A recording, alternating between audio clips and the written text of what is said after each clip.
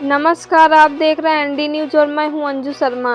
शिक्षा से बड़ा कोई काम नहीं, राजनीति नहीं, साहित्य बनाता है समाज। फतेहपुर हदगांव कस्बा स्थित महाविद्यालय ठाकुर जय Narayan Singh memorial PG college में समाज में साहित्य की भूमिका कार्यक्रम का आगाज हुआ, जिसमें सात आसमान, कैसी आगी लगाई, जिन लाहौर, नई वाक्या, महाबली जैसे अनेक कालजयी साहित्य की कृति समाज को देने वाले प्रख्यात साहित्यकार डॉक्टर असगर वजाहत ने कहा कि राजनीति नहीं बल्कि साहित्य बनाता है समाज, इसीलिए समाज में साहित्य की बहुत बड़ी भूमिका है। साथ ही बताया कि शिक्षा से बड़ा कोई काम नहीं। श्री वजाहत ने महाविद्यालय में आयोजित संगोष्ठी में मुख्य अतिथि के रूप में अपनी बात रखी। महाविद्यालय के प्रधानाचार्य रमेश चंद्र ने मुख्य अतिथि व प्रख्यात साहित्यकार असगर वजाहत एवं विशिष्ट अतिथि सैयद अब्दुल्ला जाफरी को शाल भेंट कर उनको सम्मानित किया। संचालन में डॉक्टर रतिभान सिंह जबकि संचालन शिव शरण बंधु ने किया। इस मौके पर हीना बानो, अंजलि मौर्य, शालिनी देवी, सुमित तिवारी, महेंद्र यादव, गोलू किशन, विजय कुमार, रमेश राजपूत, रिया मौर्य, विनोद मौर्य, हरि गोविंद, रमेश मौर्य, जितेंद्र सिंह, प्रवीण कुमार, सौरभ श्रीवास्तव, नितेश द्विवेदी, लालजी गुप्ता, शैलेंद्र कुमार, कैलाश शरण, अंकित कुमार सहित समस्त स्टाफ मौजूद रहा। फतेहपुर से अमन कुमार सोनी की रिपोर्ट। कवि और लेखक नहीं, वो मानव आत्मा के शिल्पी। प्रेमचंद ने कहा है कि लेखक जो है वो मानव आत्मा का शिल्पी। मानव आत्मा का शिल्पी क्यों कहा है? वो इसीलिए कहा है उसने। जरूर बोलेंगे, जिले से बोलेंगे।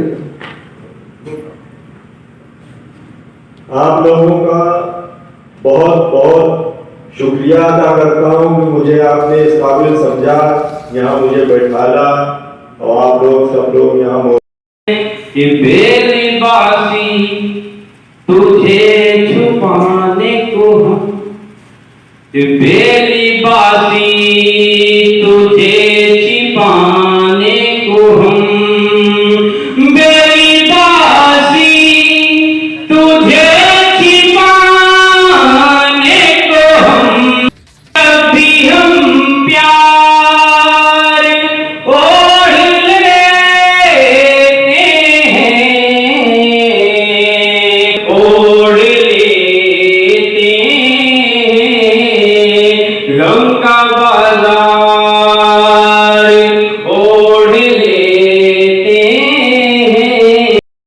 सबसे पहले अध्यापक से मिलता है, क्योंकि वो ये जानता है कि अध्यापक देश को भविष्य दे रहे हैं, भविष्य बना रहे हैं देश का। तो देश का भविष्य बनाने वालों को महत्व दिया जाता है। पूरे संसार में जो ऐसे देश हैं जहाँ पढ़े लिखे लोगों की संख्या अधिक है, विकसित देश है वहाँ, तो इसलिए आप लोग जिस काम में लगे हुए हैं उसके महत्व से बहुत कम लोग परिचित हैं, बहुत कम लोग परिचित। आज के विषय के बारे में मेरे समस्त सहयोगी साथ हमारे बीएड और बीएससी के छात्र छात्रा, हमारे लिए बड़े ही गर्व की बात ये है कि हमारे जिले की एक ऐसी शख्सियत आपके बीच उपस्थित है, जिसका मैं आप सभी महाविद्यालय परिवार की ओर से इस महाविद्यालय में हृदय से स्वागत करता हूँ, आभार व्यक्त करता हूँ कि उन्होंने यहाँ अपना एक कीमती समय देकर हमारे बीच में उपस्थित हुए और मैं हृदय से उनका बहुत बहुत आभार करता हूँ। क्योंकि उसके कोई संस्कार नहीं है, उसके अंदर कोई दया नहीं, उसके अंदर कोई धर्म नहीं, उसके अंदर कोई ज्ञान नहीं, उसके अंदर कोई जो है वो लोगों के साथ प्रेम नहीं है। वो आदमी जो है वो पशु की तरह स्वार्थी। तो वो पशु के आदमी को छोड़ना उन समाजों में अपराध है। वो कहते हैं कि हमारी शिक्षा का सबसे बड़ा उद्देश्य ये है कि हम मनुष्यता दें, पहले संस्कार दें, मनुष्य बनाएं, उसके बाद फिर वो जो चाहे जिस प्रोफेशन में चाहे जाए। और हर प्रोफेशन में मनुष्यता जरूरी।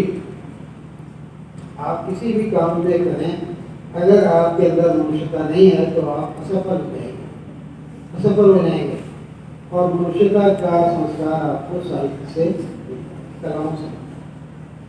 तो ये कुछ बहुत बुनियादी बातें थी, बहुत ज़रूरी बातें थी, और आप जैसे युवा लोगों से करना बहुत ज़रूरी था कि ये सामने आए कि भाई साहित्य का समाज में क्या रोल है, क्या भूमिका है।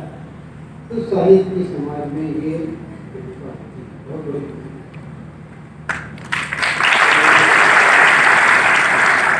अब ये है कि मैं आप एक बार फिर आभार, उपयोगी काम, सबसे महत्वपूर्ण काम, सबसे जरूरी काम हो रहा है वो शिक्षा है।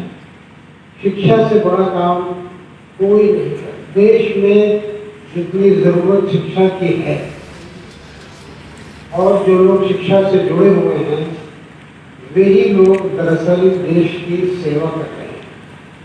वही लोग देश की सेवा कर रहे हैं, क्योंकि देश का विकास असंभव है अगर लोगों के बीच में अच्छे संस्कार नहीं बनते।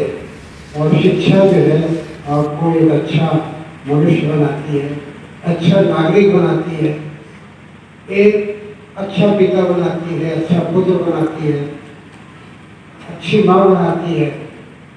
तो शिक्षा से बड़ा काम कोई नहीं है जो आप लोग कर रहे हैं। और मैं आप सबको बधाई देता हूँ जो पढ़ने और पढ़ाने के काम में लगे हुए हैं।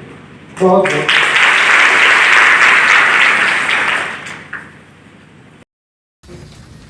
तो आपको ये कौन बताएगा कि दूसरे मनुष्यों के साथ कैसे रहते हैं,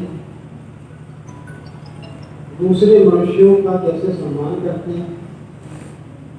कोई आपको ये कैसे बताएगा कि अगर आपको दुख है, अगर आप निराश हैं, तो निराशा में आपको आशा कहाँ से मिलेगी? साहित्य से मिलेगी आपको। आप देखते हैं कि जब प्रायः लोग बहुत होते हैं, कुछ संगीत सुन रहे हैं, कुछ पढ़ रहे हैं, तो उनको वो चीज़ें जो हैं वो एक तरह से नया जीवन देती हैं। तो आप किसी भी प्रोफेशन में हो, कुछ भी कर रहे हो, आप एक मनुष्य होंगे। और अगर आप एक मनुष्य होंगे तो मनुष्यता के ऊपर, किसी भी मनुष्य पर जो संकट आते हैं, जो उसके ऊपर कभी निराशा आती है, कभी उसके ऊपर दुख आता है, कभी वो दूसरे भाव आते हैं, इन भावों के साथ जो मैनेज करना है, इन भावों के साथ जो है वो आप कैसे अपने आप को उबारेंगे, कैसे आप अपने आप को ऊपर उठाएंगे, कैसे आप दुख को ऐसा मानेंगे नहीं कि दुख आपको रोक रहा है, बल्कि आपको साहित्य जो है प्रेरणा देता है कि दुख से ऊपर उठ के आगे बढ़िए आप, है ना, अच्छा आपको करना है। तो ये सारा का सारा काम जो है वो कलाएं करती है, साहित्य करता है, संगीत करता है। ये जो चित्रकला है या और जो दूसरी कलाएं हैं वो भी मनुष्य को मनुष्य बनाने का काम करती है, जो कि बहुत जरूरी है। अब आप ये देखें कि एक और उम्मीद करने से उम्मीदें टूट जाती हैं। तो उन्होंने अपने जो बच्चों से बहुत ज्यादा उम्मीद कर रखी होगी, वो पूरी नहीं हो रही होगी, तो वो डिप्रेशन में आ गए थे। ये मुझे घटना याद आ गई। अच्छा, एक घटना और मैं बताता हूँ, वो मुझसे जुड़ी हुई है सर। हम लोग जा रहे थे, बस 5 मिनट में हम लोग जा रहे थे चुनाव कराने, ये पंचायत चुनाव था। तो इसी जगह जहाँ हम लोग बैठे हुए थे, तो हमारी भी ड्यूटी रही थी, तो हम भी थोड़ा जल्दी ये बैठे हुए थे अमन जी। तो वहाँ एक शख्स आया और हमारे बगल में बैठ गया।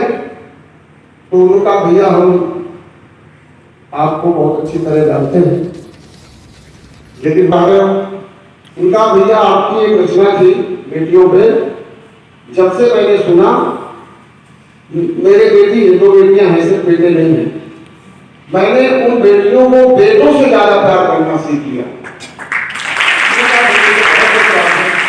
तो मैं चाहता था कि मैं इंटरव्यू लूं, एक वीडियो छोटा सा बनाऊं उनका कि कैसे आपको इस कविता ने असर किया, कैसे आपने बेटी को बेटे से बढ़कर मानना, जो हीन भावना थी कि मेरे बेटा नहीं है, उसको दूर किया ही किया।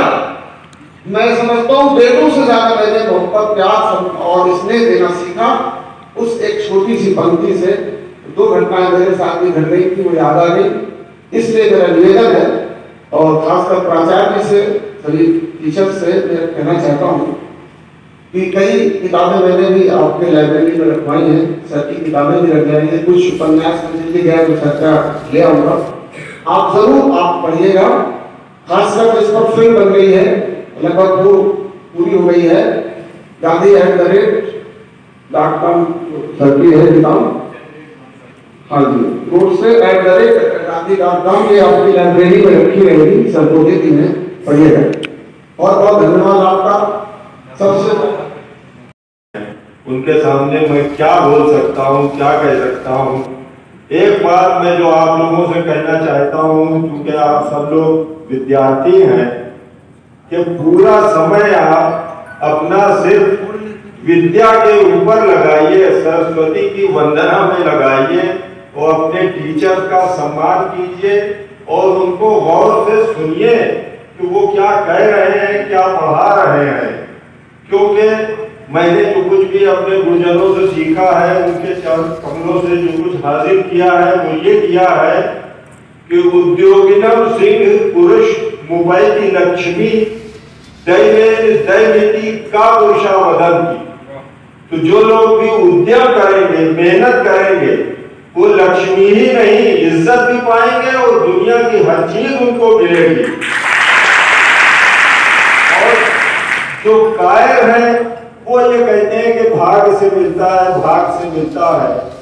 तो जो आप उद्यम करेंगे तभी कुछ मिलेगा, भाग्य से कुछ नहीं मिलता है भाई। तो आप लोग अपने टीचर्स की बिल्कुल उपासना में लगे रहें, एक एक लफ्ज ग्रहण करें। हमारे यहाँ शहर में हमारे बहुत बड़े बड़े सन्यासी, बहुत बड़े लोग यहाँ मौजूद रहे हैं, बड़े बड़े स्वामी, जिन लोगों का हम बड़ा सम्मान करते हैं। तो हमने अपने एक दिन पिताजी से पूछा कि पिताजी हम भी स्वामी बनना चाहते हैं। हमने देखा स्वामियों की बड़ी इज्जत होती है, बड़ी उनकी जय जयकारा होती है। तो हमारे पिताजी ने हमारा हाथ पकड़ा और चारपाई में बैठाला और कहा, बेटा वास्तव में तुम स्वामी बनना चाहते हो? मैंने कहा बिल्कुल बनना चाहता हूं। तो उन्होंने कहा फिर तुम सेवक बन जाओ, लोग तुम्हें स्वामी बना देंगे। तो सेवक बनने की जरूरत है। मैं यही शब्दों के साथ साथ बहुत बहुत आभार व्यक्त करता हूं। आप लोगों ने बड़ा सम्मान दिया, धन्यवाद।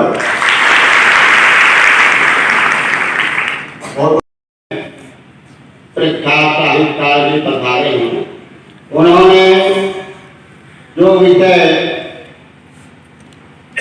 हम लोगों के सामने चुन करके रखा है और उसके संबंध में जो जानकारियां दी, उन्होंने अपने ज्ञानामृत से हम सभी को अभिसंधित किया। जैसे एक बूंद का अस्तित्व नहीं होता है, लेकिन वो बूंद जब सागर में मिल जाती है तो वो बूंद भी सागरमय बन जाती है। और डॉक्टर साहब ने हम सभी को सागरमय बना दिया है। हम सब में नई चेतना जागृत की है। हम सबको अपने अनुभूतियों से परिपक्व किया है। बहुत कुछ मुझे कहना था, लेकिन समय उतना नहीं है, इसलिए प्रसंगानुसार 2 शब्दों में हम ये भी कहेंगे। कहा गया है कि अंधेरा वही है, अंधेरा वही है जहां आदित्य नहीं है। मुर्दा है वो देश जहां साहित्य नहीं है।